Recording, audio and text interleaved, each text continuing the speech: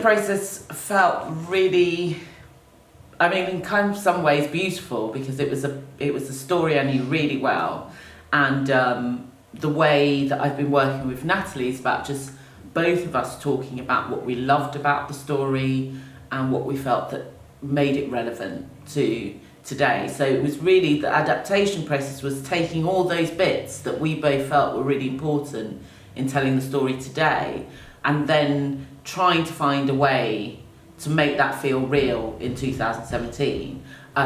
So it meant spending a couple of days locked away, the two of us in a room, just to thrash it out. But it's been a really easy, and I think surprisingly, it just tells you how much it's so relevant that it hasn't been a big haul to try and pull the original story apart. You know, it's really just been about making sometimes those difficult choices of saying we can't have this character, or we can't fully express this character because of the time we have. But other than that, beautiful process, really. Well, in terms of the research, I write a lot for young audiences anyway. That's something I feel really passionate about. So my research really was kind of about going back over some of the things that I've been wanting to talk about over the last few years, but maybe have never found the opportunity to. And the sense that, you know, I grew up in London, and London is this place that is such a melting pot of different people and different cultures, and lots of exciting things, lots of exciting theatre, and, you know, and it can feel very alive, and I suppose in all its glory, it's like the most perfect place to be.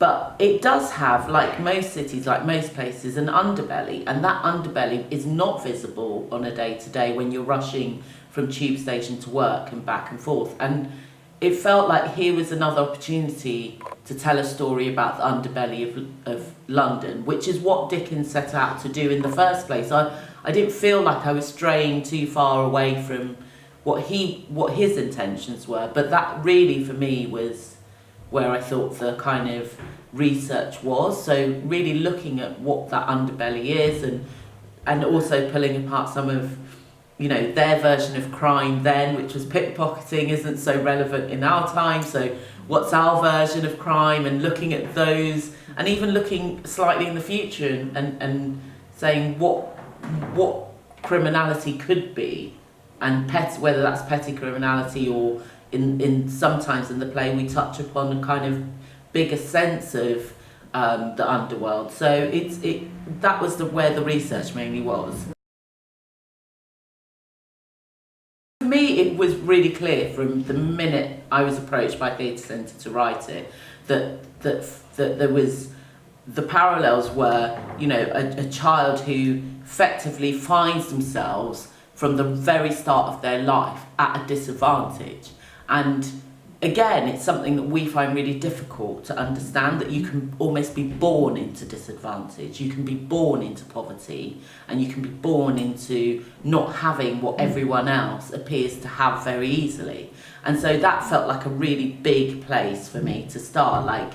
And although our character does start life with a mum, you know, Oliver doesn't. You know, his mother dies as she's giving birth to him. So that felt like a really strong parallel. There's also the feeling of that, you know, we have all these agencies that are there apparently to look after young people like Oliver and like our character in the modern version. And when those agencies fail, the consequences of their failure are huge, and that was certainly the case in Oliver's story. And equally, we don't have a sense of those agencies so much in this play, but there are people who fail children, and the consequences of them failing those children are so big that it can determine, as it does for Oliver and as it does for our character, you know, the next 10, 15 years of your life. I mean, that's a long time to feel that you haven't got stability, you haven't got love, and you haven't got that sense of home and belonging. So that felt like another really strong parallel for me. And I think probably the last strongest thing was the sense of a child having to make journeys on their own. And this has been the hardest thing for us in modern day culture to almost accept, is that there are children as young as 7 and 8 making these journeys completely on their own and not eating for days and not being able to rely on anyone else to look after them. And that feels so wrong, even as it's coming out of my mouth. And that felt like a really strong parallel between the two stories. Oh wow, I think more than anything, I would like them to walk into school and look at children who are maybe have come from refugee backgrounds and realise that the child they see before them may have seen more than what they see, you know, and that those stories are hard to tell, and that sometimes we want to leave those stories behind. And actually, you know, one of the phrases we've used throughout this process that was given actually to me and Natalie by another lovely creative we were working with, Sarah, was the blanket of compassion.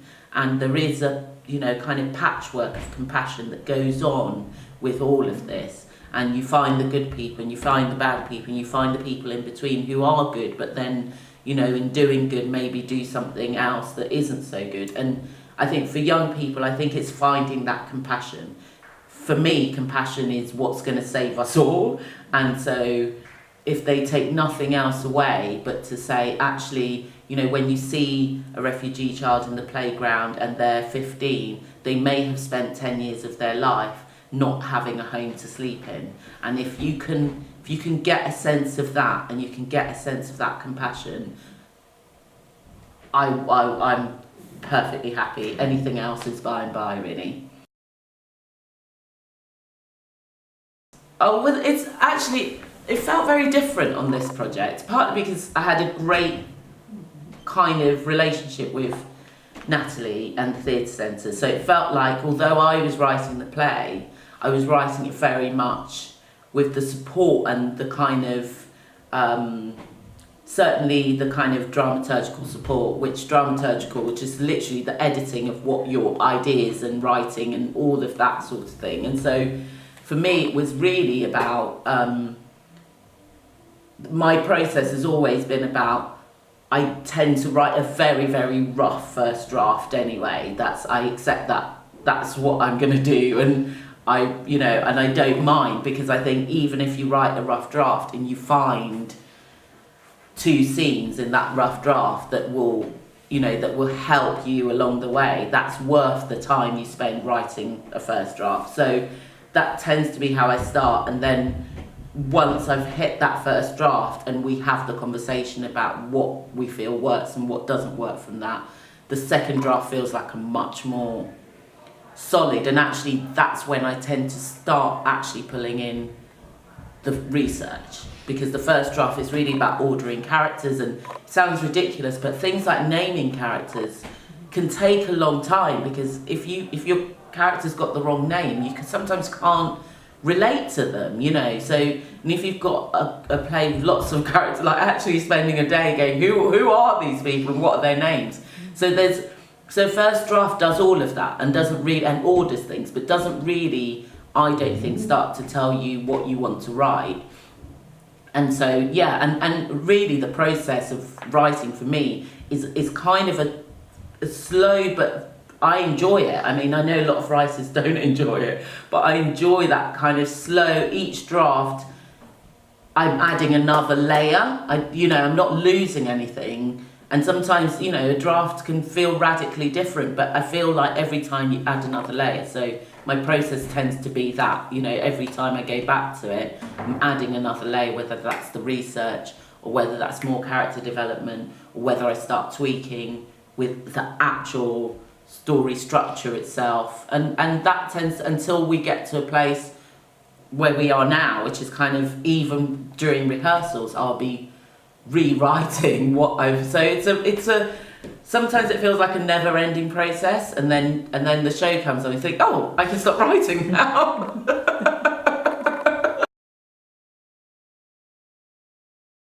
It's really simple advice, and it's going to sound, because I remember when, before I very first started writing, a really well-known writer said, just write it. Just don't worry about getting it right. Just write it, because actually the act of writing is when you do the other stuff. You know, until you write it, you have nothing to correct and you have nothing to work with. So I've kind of always stuck with that. Like, even now, if I have an idea for something and it's patchy and I'm not sure what I want to say or what it is, or I still just write it, because I know that someday it will either turn into something completely different or I'll start to fill in the bits. But I think for young people there is a huge, I want to stop having to tell the stories of young people. I want there to be enough young people to tell their own stories. So I'm really keen on young people writing their own stories. So I was just saying, just write it, don't worry about getting it right.